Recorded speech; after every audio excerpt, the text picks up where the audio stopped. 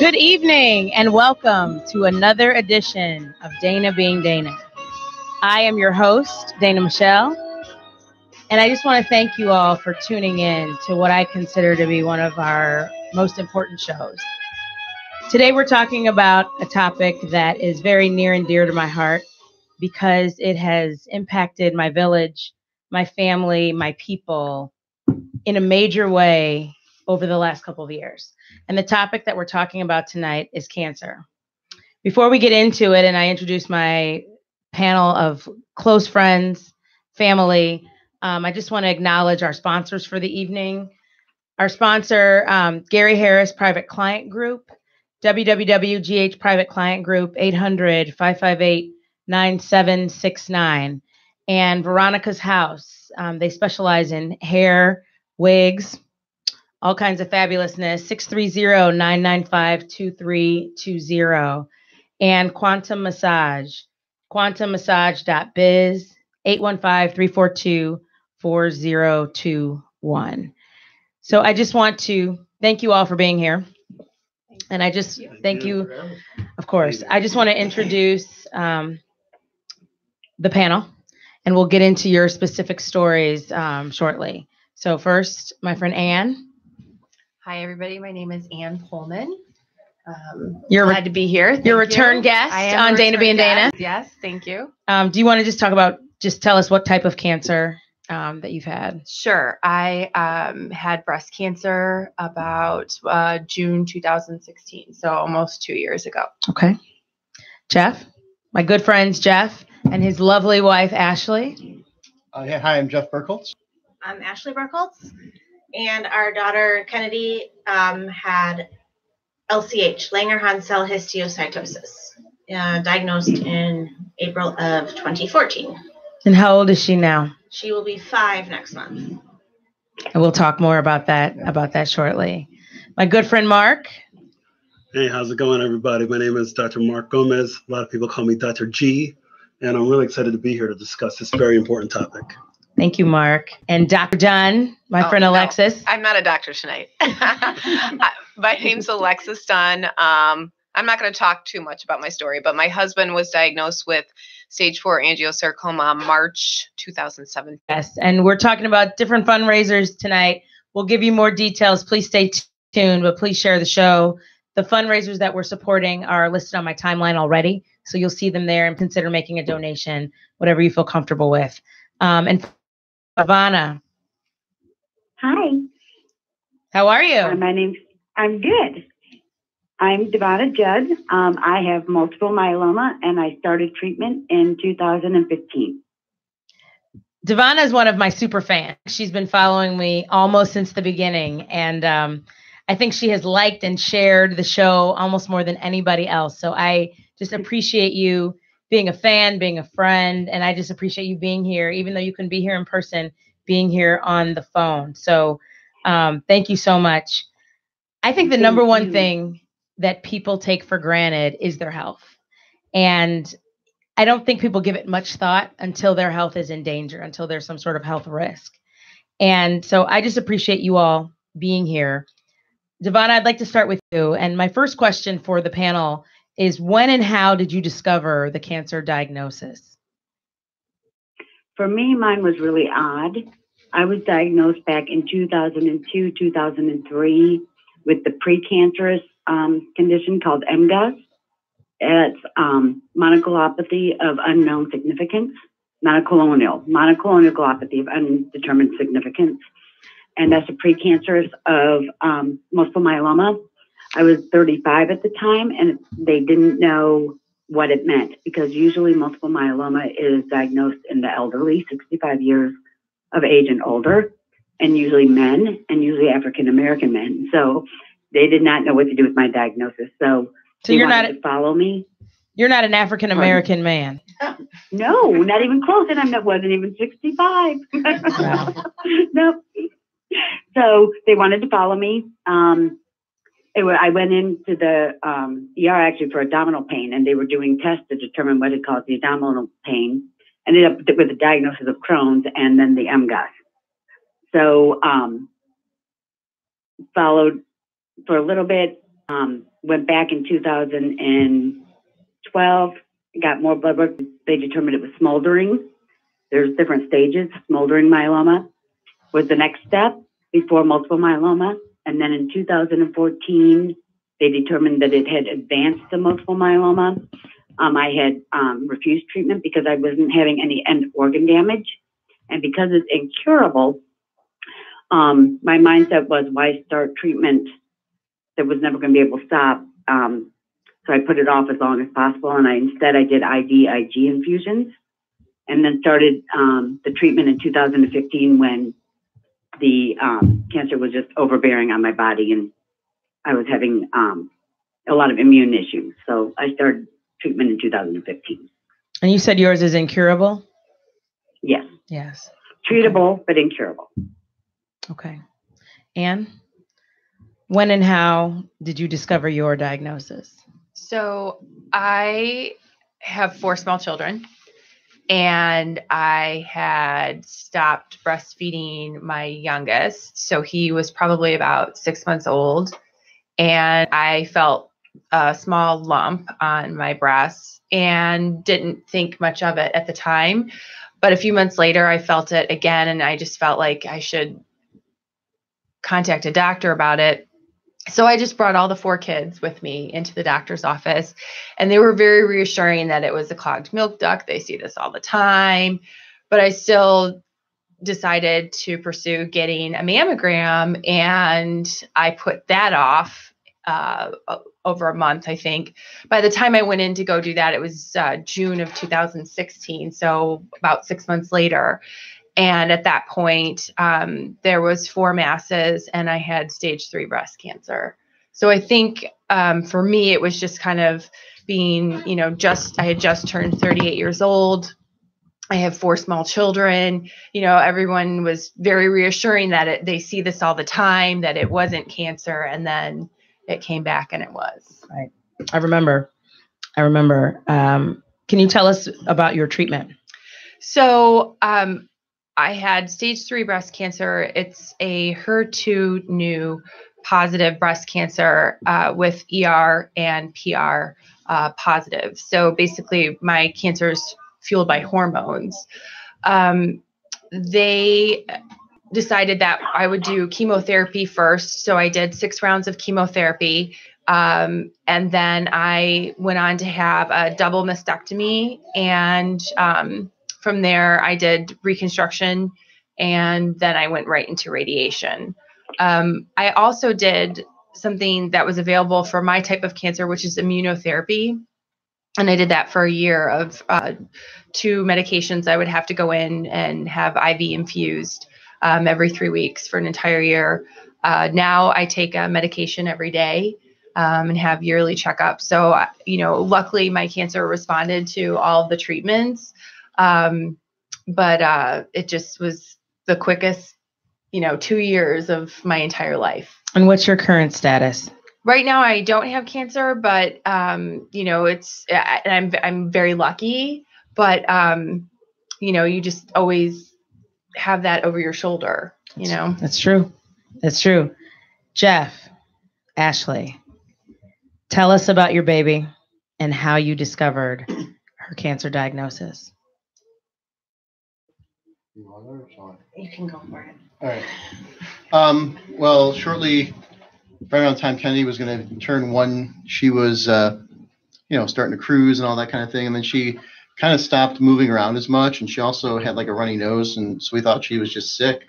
So we took her in and got some antibiotics, and, snots and everything cleared up, but she still seemed off. She wasn't crawling and wasn't moving. And, it was actually Easter of that year. We were at my parents' house, and we were doing pictures with my sister's boy and everything, and our other 2 boys. And, everyone had to like move around Kennedy. We're like, something's not right here. So, we started, Ashley took her to the pediatrician, and he recommended going over to Central DuPage, CDH. And they started running a whole slew of different tests and things because they weren't sure what it was. Eventually, it got down to, one of the nurses there knew it's a neurologist. And she's like, well, he's really good. This might be something, because they couldn't find anything else with what they were doing. He ended up ordering a scan, and I was there that night. They took her in about 2 a.m. for the scan. She was home with the boys, and then she came in. We switched shifts. I was taking the boys to soccer or whatever, and then I was just about to pull out of the driveway, and I get the call from her. She says, meet us over at Lurie Children's, oncology, 18th floor. And I just oncology, right? Yeah, I was like, wait a second. I think I know what that means. Is that what I think it means? Yeah. And she's like, we'll talk more when you get there. So that was like the quickest and longest drive of my life, because dropped the boys off at a friend's and I took off. Yeah. We were there we'd been at Central DuPage for 3 days, and then we were at Lurie for another 5 days.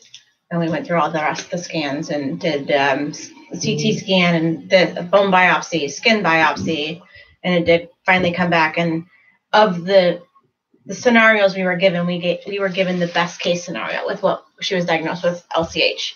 That everyone was cheering because that was LCH, but it's still cancer. Still cancer. So it's still cancer. Still cancer. So tell us about her treatment. She was in chemo. She was in for chemo a year. For a year. Went into remission in April of 16, and in August of 16, we had gone to a wedding overnight, came home, and I had found a bump on the back of her head, and I was immediately suspicious and concerned, and I brought her in to the pediatrician, and I literally sat her on the desk of the secretary's desk and said, my daughter needs to be seen today, now. And they were like, well, you don't have an appointment. I'm like, I don't care. She had cancer. She's in remission. She needs to be seen now. And our pediatrician has a urgent care below them. We got an x-ray taken, we could see where the mass was, or the hole was, the lesion was. And then we went on, and we were on another 15 months of chemo. The first 2 rounds of one chemo showed a mixed response. So the one had shrunk, but there was 2 more formed. So we switched to a different chemo and did another 12 rounds of 12 months, yeah. of another chemo, which was 5 days every 4 weeks that we were 5 days straight. 5 days straight. So we stayed at the Ronald McDonald House downtown. Yeah. I got a lot of compliments about little Kennedy's pictures because she's so cute. She's so feisty. And you can't imagine going in for a cold and getting a cancer diagnosis. And for all of you, no one assumes that it's going to be a cancer diagnosis. You go in thinking it's assuming the best. It's just something small. Mm-hmm. It's not a big deal. This is just belt and suspenders. Well, yeah, even at like sort of the worst point before it was cancer, I remember the neurologist was like, oh, it's probably discitis, I think is what he called it, or something, sort of basically like a bulging disc. And I was like, what's the treatment? He's like, a few weeks of steroids and she'll be good as new. And I'm like, all right, good. Okay, great. That's what we're thinking this is going to reveal. And then, yeah, completely different story. Mark, do you have some statistics that you want to share? Yeah, I do. Or you want to respond to what we've shared with definitely diagnoses? have some really good statistics that just really talks to the impact and the seriousness of this issue. Childhood cancer is certainly, first of all, it's a cancer that receives poor federal funding. So it turns out that about 4% of allocated research dollars for cancer by the federal government goes to childhood cancer. So that means obviously 96% goes to adults. 1 in 285 children will be diagnosed with cancer. One in what? Repeat that. 1 in 285. Yeah. Approximately. You said 4% of federal funding. 4% of federal. And we're going to talk. My next question is about the issues associated with cancer, right? And so children who are affected by cancer have a longer life of issues related and as a result of cancer. But go ahead. It turns out that about 95% of childhood cancer survivors have a major significant health issue by the time they're 45. Major health issue if you've had cancer as a child by the time you're 45. About 95%. Okay. And going back to the funding thing, it's a very challenging issue. It turns out that about 43, and these are data based off the CDC in the year 2014. So approximately 43 kids a day are diagnosed with cancer, and that's about 15,000 plus kids a year. Yeah. Wow. In this country. Have there been any setbacks that you all care to share indirectly related to cancer? So obviously, you've had there's been some immune issues and other issues, responding to the different treatments, radiation, chemo, different forms of treatment. But what other setbacks or learning issues or developmental issues have there been related or indirectly related to your cancer diagnosis?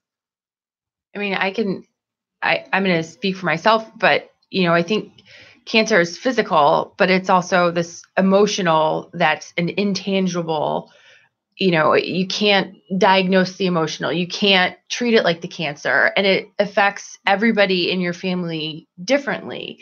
And I think that is just so difficult. They can try to, prepare you for, the symptoms of the medication and your treatments and, to try to help you from stop being sick or having some side effects. But that emotional part, I think, is just, it's so overwhelming, and it's very difficult, I think. Agreed.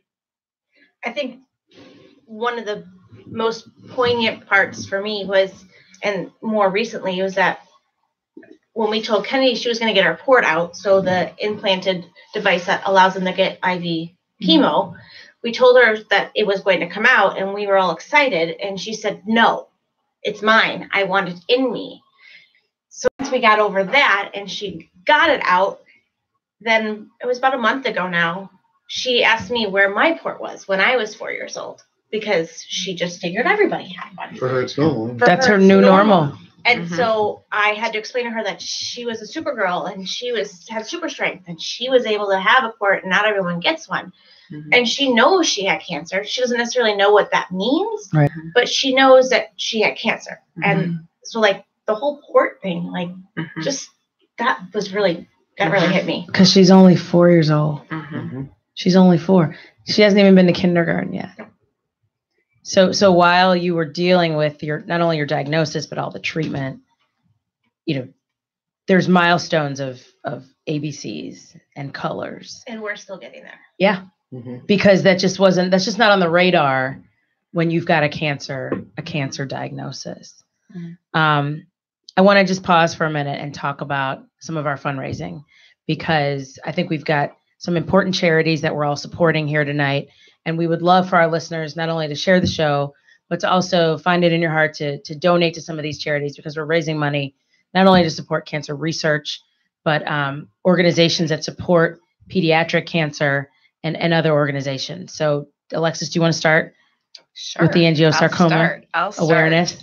So my friends kind of pushed me into having this fundraiser, because I think we all kind of feel so helpless, like when you're diagnosed with cancer, it's like the cancer is kind of driving everything, especially when it's stage 4 and it's incurable and stuff. So my friend Erin Noonan Connor, hi Erin. Hi Erin. So hopefully she's watching. She basically told me, I want to do something, and I want to do a charity, raise money for Steve's cancer. So his cancer is super rare. 300 people a year in the world get this cancer. So I mean, there's no money for research. So what we're doing is we are raising money just for the one organization that gives all their money for angiosarcoma research. So a bunch of women are running on April 22nd, including Dana. I'm going to be the fastest. I'm the FloJo. She's good at FloJo. She's good at FloJo. So a group of women were running either a 5K or half marathon in Naperville. And so a lot of us we have fundraising pages. We're doing raffles. We're doing, all these different fundraisers just to raise money. We've already raised $57,000. Amazing. That's great. Awesome. And hope to raise a lot more. And I'm sure I've got a link on my timeline. Please find it. Please donate. I really appreciate it, because I'm trying to reach my fundraising goals as well. Yes. So donate through Dana. Yes. So she can brag that she made the most money. And I came in first place. Hey. Double whammy. In the half marathon. I'm just going to run a full marathon just because. So if you come in first place in the 5K, there's no way. What are you going to do? Can we make a bet? Totally. We can totally make a bet. Whatever you want, I'll double All right, it. I've got some ideas. FloJo's got the two-tone. She had the two-tone spandex. Oh, I got it. Yeah. Yeah. Yeah. Wait till you see what's under this table. Oh, It is a whole Yes. lot of two-tone spandex going on because I'm ready to win. Ashley? Cal's Angels is a foundation near and dear to us. It is Cal was he had AML and passed away, and his wish when he passed away in 2003, four, I believe, somewhere in there, was to make other kids with cancer's lives easier.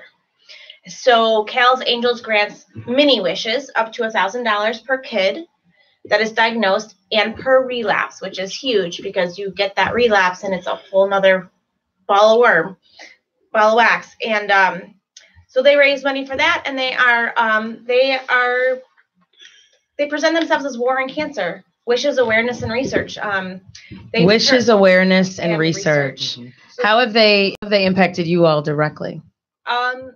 When Kenny was first diagnosed, and we didn't really know much, and LCH being rare, and it's this very bizarre cross between cancer and autoimmune disease, and we didn't know where to go. Before Christmas that year, we were like, crap, we don't have any money. Right. Like, I wasn't working, all this added up and everything else. And so we reached out to Cal's and applied, and we got it. And so my boys were able to get Christmas gifts from Kennedy through Cal's, because her being 1 year old didn't know any different. So she didn't need it, but my boys knew something was up. So it provided them a Christmas instead of having to suffer because of something they didn't understand at the time. Right. And then we received a second wish when she relapsed, and she wanted to go to water park. So we got to take our neighbors, who we might as well be related to, the Messinas, and It's like two more boys in the family. And we got to go for 3 days to Wisconsin Dells and just enjoy and relax and forget about the real world. For a moment. For a brief moment. It was amazing. And the awareness they have brought around to all of the Western suburbs, and they're trying to grow it. Every school to go gold in September. And the research Lurie has hired a specific, I'm not sure the term, a doctor that specializes in research for cancer. like a PhD? Like she's a doctor. Like a research scientist? Yeah, research scientist. They have brought in and given her a grant of hundreds of thousands of dollars to do specific research on the kids that are at Lurie, which is the Chicago hospital. So that's Cal's Angels. They're on my Angels. timeline as well. You see beautiful pictures of Ashley and Jeff and their daughter Kennedy. So please consider Cal's Angels as well. And Anne? We did, my husband did the Rock for Rush. I was treated at Rush Hospital, Rush University Medical Center. And I was fortunate enough where, so I was born in 1978, and there was a doctor. It was a fabulous year. I suddenly feel old. There was a doctor that was out there, Dennis. I can't think of his last name right now. It's skipping me, but he basically was trying to come out with medication to treat breast cancer, and at the time, the pharmaceutical companies just said that's just not really important. It's ironic because that is the year I believe that he started doing trial studies. And my doctor got connected with him. And so I kind of feel like it's kismet, if that makes any sense. Kind of came full circle. So the money that we raised for Rock for Rush, which is just literally a concert ticket to come see some great bands, we give all that money, or all that money goes straight to Rush for breast cancer research. And so you guys did that when? We did that October of this past year, and we're going to do it again. Yes, in October 20th of this coming year. So we'll put some information on the timeline. Yes. We'll put it out on social media, both now and as we get closer to the date. But we're gonna support that as well. Let's talk about advocacy when it comes to medicine. And this is one of the things I'm very passionate about, because if you heard something rattling around in your car on the way home, right, you would go to your car dealership, your mechanic, to get something checked out. I know for me, bedside manner is very important. So even if my nails are wrong, shouts out to my nail girls. Y'all are so amazing. But even if my cuticles aren't right, I'm like, wait, hold up. I've paid for this. There's a value to me on this, and I want to make sure that it's done right. Personally, one of my personal goals, and particularly with this show, is for people to take their health more seriously and to get checked out when something seems off. A lot of times we discount or think that it's going to go away, or it's okay, or you can just put a little bit of tussin on it and it'll be fine. But that's not always the answer. I want people, number one, to take their health more seriously. But also, I think if you have in your gut something's going on with respect to your relationship with your doctor, or it doesn't feel right, or you want a second opinion, go get it. Go get it. I think it's important to stand up for what you believe in when it comes to your health, when it comes to your body. If you have questions, ask them.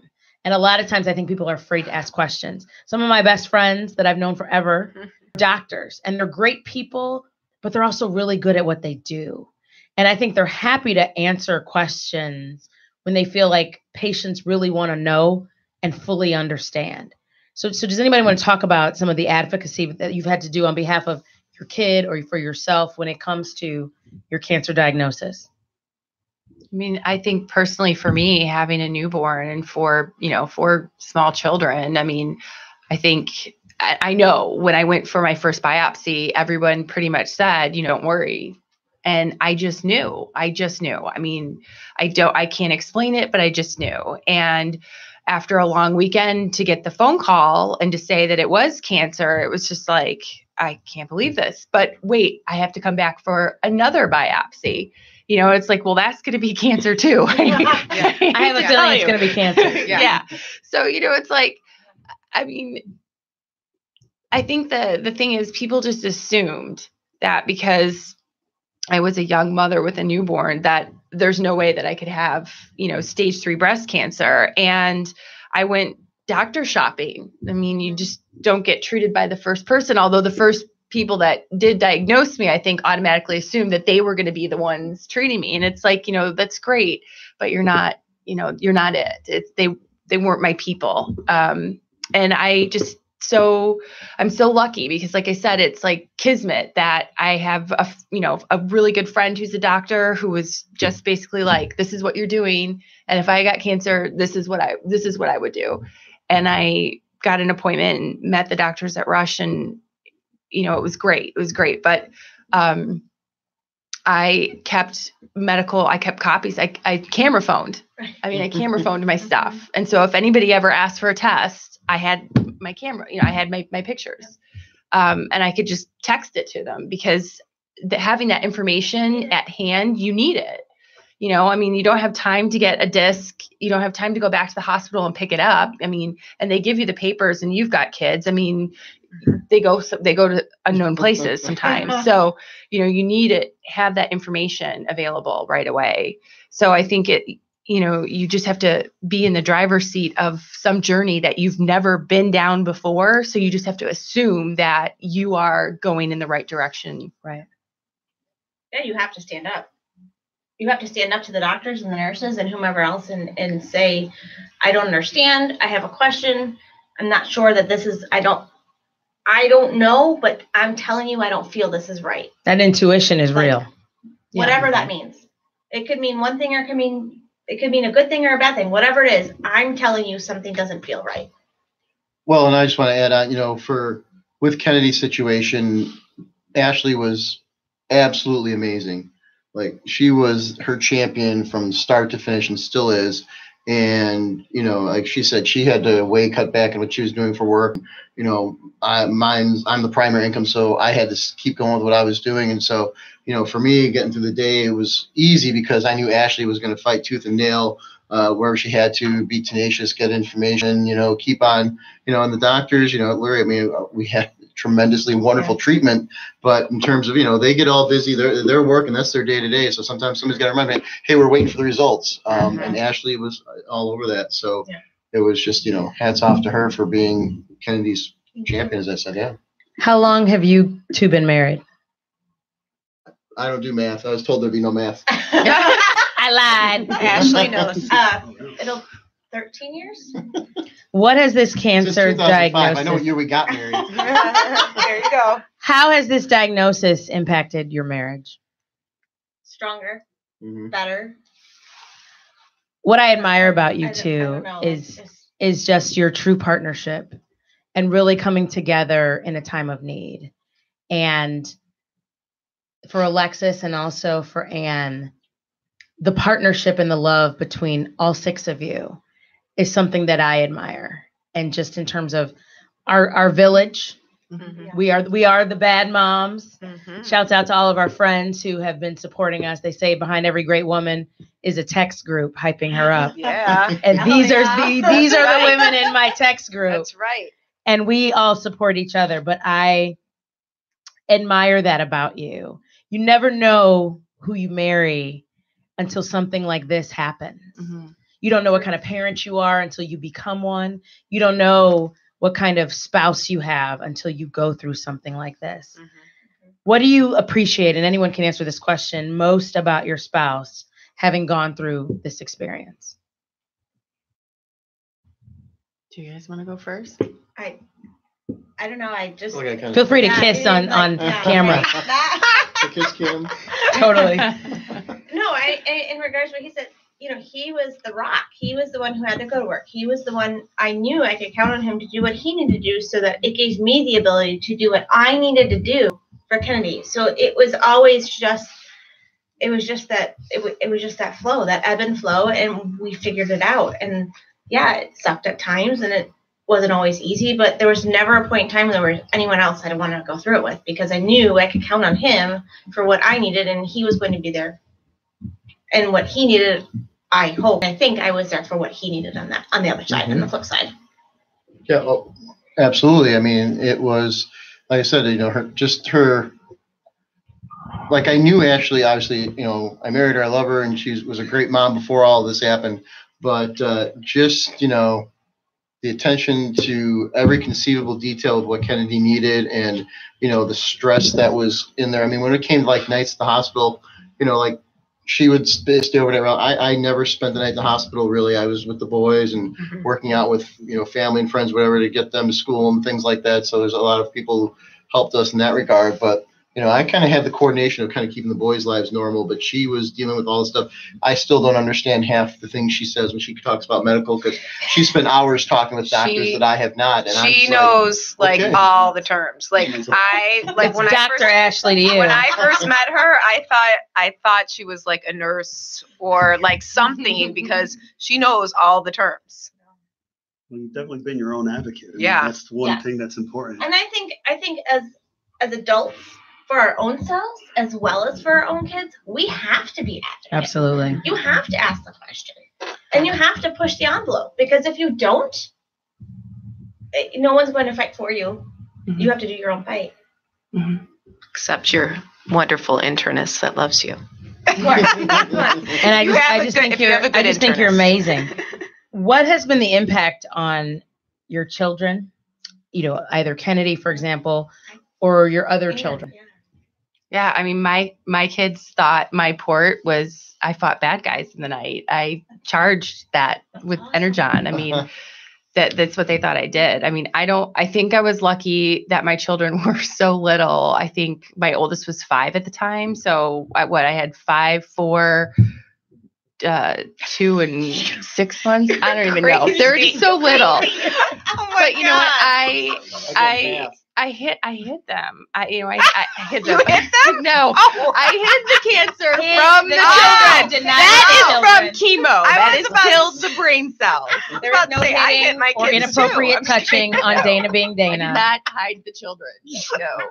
No, I hid being sick from the kids. They really didn't understand. And looking back on it, my husband basically was like, we're going to keep everything the same. We're going to not do anything different. The kids are still going to go to their extracurricular activities. And, there were times I was so sick and people were like, hey, how you doing? It's like, oh, I'm doing great, and hurry up, boys, go do your karate. It's like, I just did it. I don't even remember doing it, but I know I did. Yeah. So you did. I just, you just do. You did.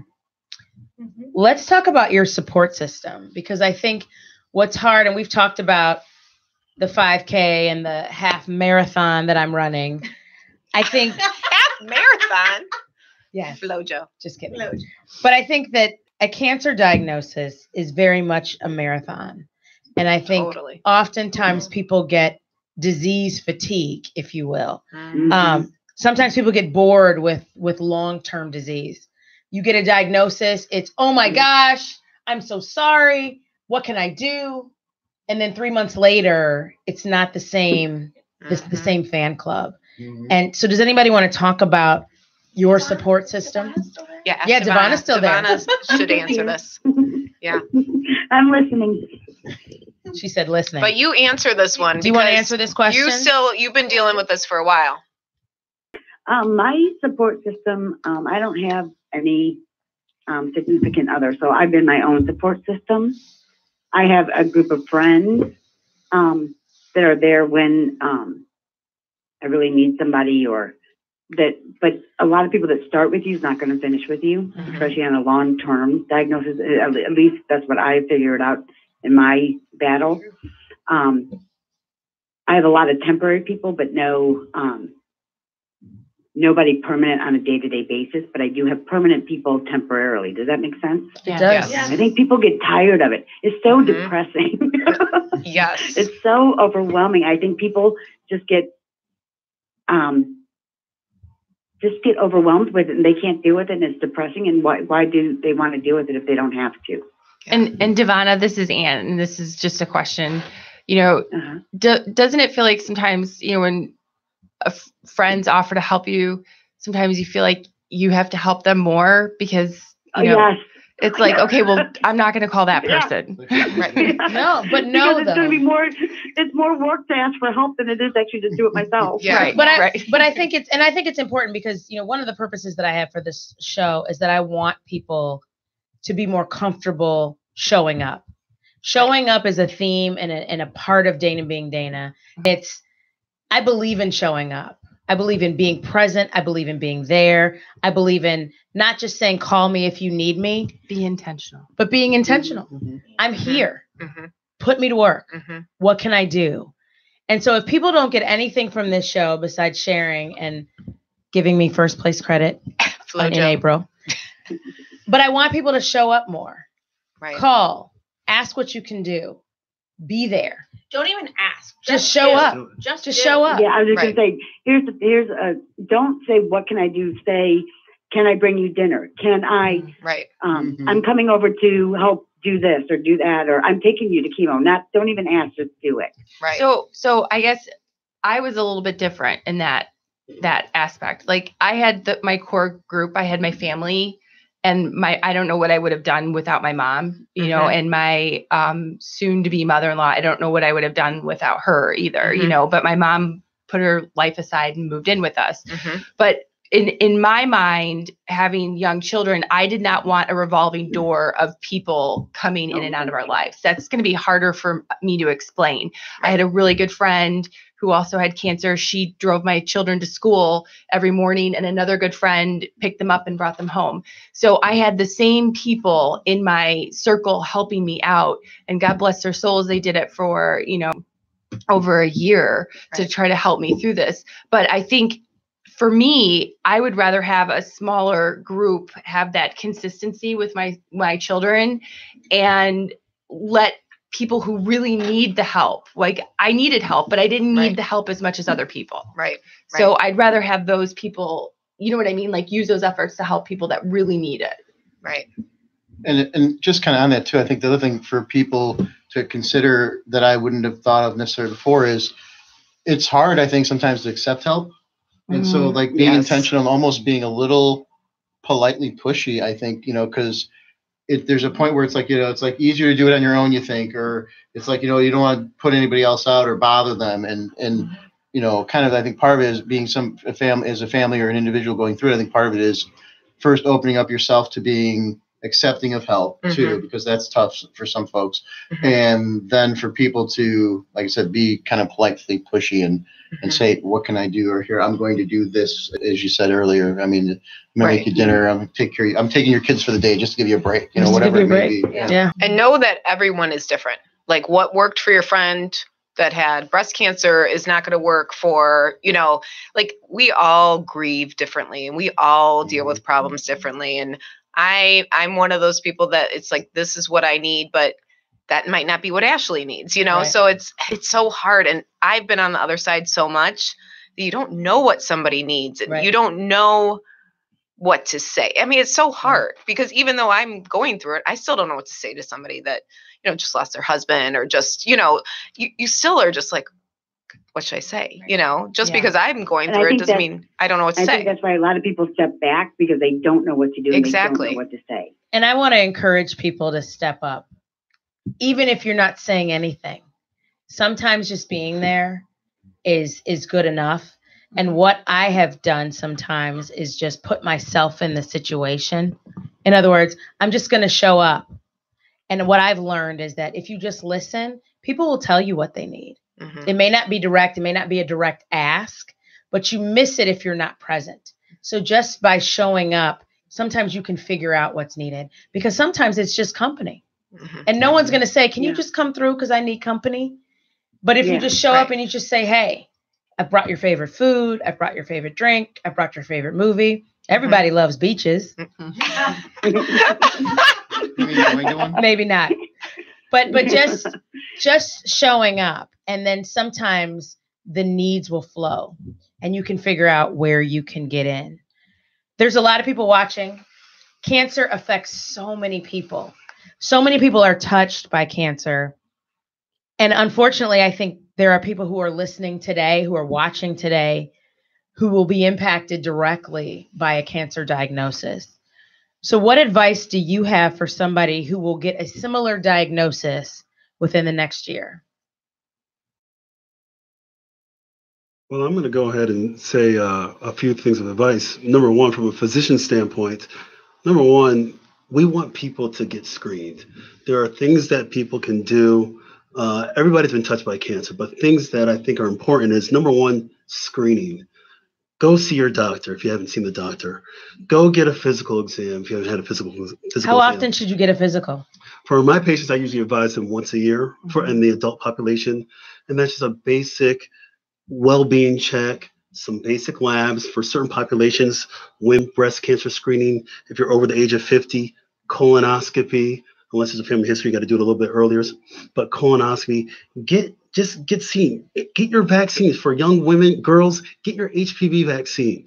HPV has been shown to reduce the risk of getting cervical cancer. For people that are not having healthier behaviors, we know that, for example, if you're smoking cigarettes, you got to stop. One of the things that people ask me a lot is, can this be prevented? Well, there's certain behaviors that people have that will lead to, hopefully, you having a less chance of getting it. Cancer, though, the reality is that it's still the number 2 cause of death in this country. What's number 1? Cardiovascular, heart disease. Heart disease. Yeah. And it's been like that probably for about the last 100 years, where it's heart disease and cancer. But there's so much we can do. As you said earlier, it takes a village. Your relationships are so important. So my advice as a physician is see your doctor, develop a good relationship. And people here have developed good relationships with their doctors.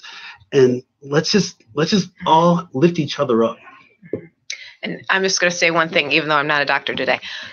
Having a good relationship. So sometimes I'll see a young person, why do I need to see you every year? You don't give me any medications, blah, blah. Like, you need to have a relationship with a doctor, because when you're drowning, I will save you. Like when you feel a mass in your breast, you want to know who you're going to call. And that's so important. You've got to have someone to reach out to when you're like, crap, this is happening and I don't know what to do. That's what we're here for. We're here to help you. So that's what you just need to see your doctor, and if I see you and I say, oh, that cough, oh, it's probably just bronchitis. If it's not getting better, call us back, if it, because typically we always say it's fine. It's probably just this, but you got to let us know if it's not getting better. And I think the follow-up is so important. Right. The follow-up can be the difference between life and death. A lot of times there's a diagnosis and it's one thing. It looks like one thing. The symptoms, believe it or not, for so many different diseases are similar, are the same. Yep. Right? Coughing could be anything.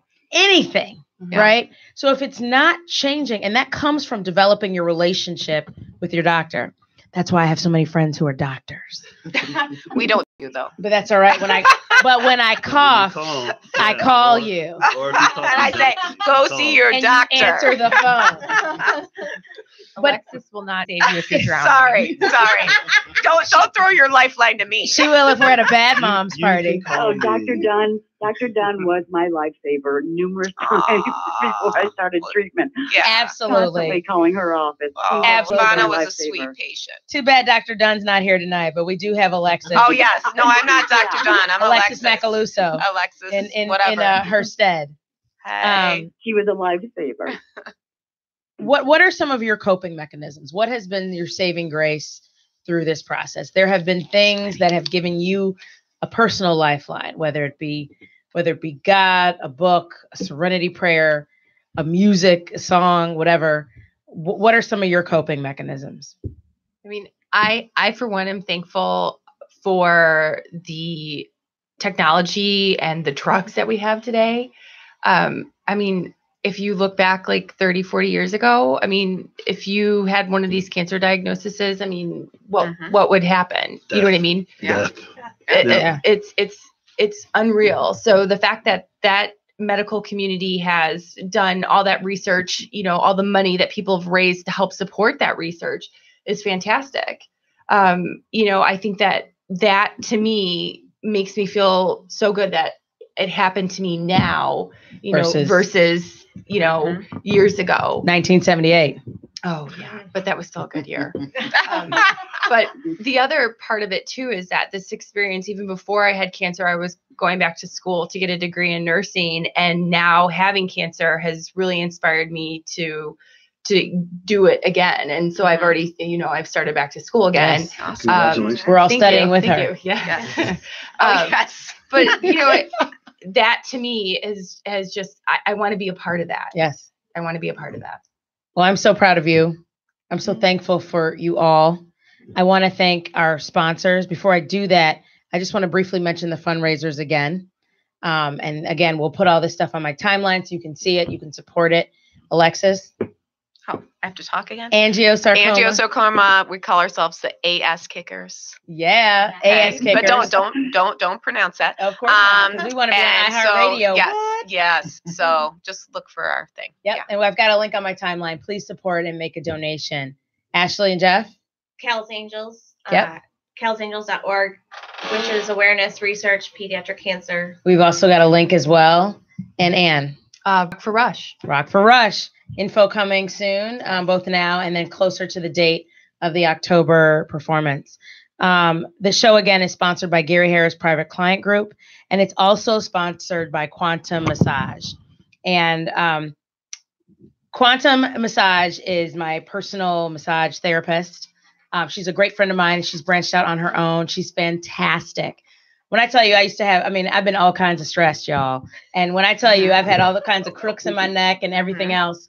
Laura's magic hands have really worked them out. I followed Laura from a couple different locations for years. And on behalf of Laura, Quantum Massage, and Dana being Dana, I would like to extend a gift to each of you. Thank you. Oh, That's so thoughtful. Thank you. All of my families who have been impacted by this terrible, terrible disease. Pass that down to Alexis. I love you, Mark. She got me a massage. By the way, know. I just want to say, Laura has magic hands.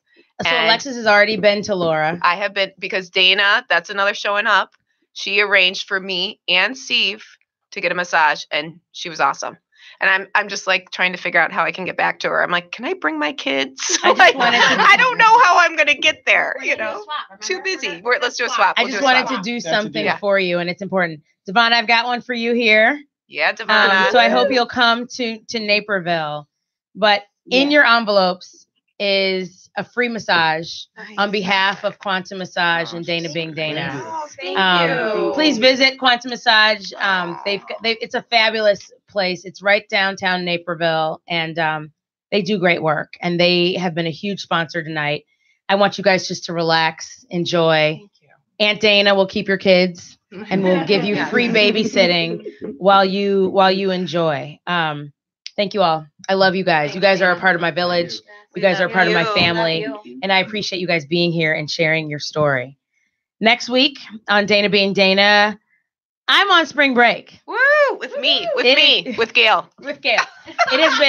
This is my 30th show. 30 shows of Dana Being Dana since August, which has been fantastic. So there will not be a new show on March 28th, but we will have some exciting surprises next week. So please tune in, follow the timeline. You'll see a lot of fun, crazy things where I will be, and I will be reposting some of my favorite shows. So please tune in. We will be back April 4th with an amazing and powerful show. It's a huge show. It is 50 years, 50, count them, 50 years in the making. So please stay tuned. Thank you all for being here. Love you guys. I appreciate you guys so much. Thank you, Devonna, for calling in. This is Dana Being Dana on Intellectual Radio, an iHeart radio station.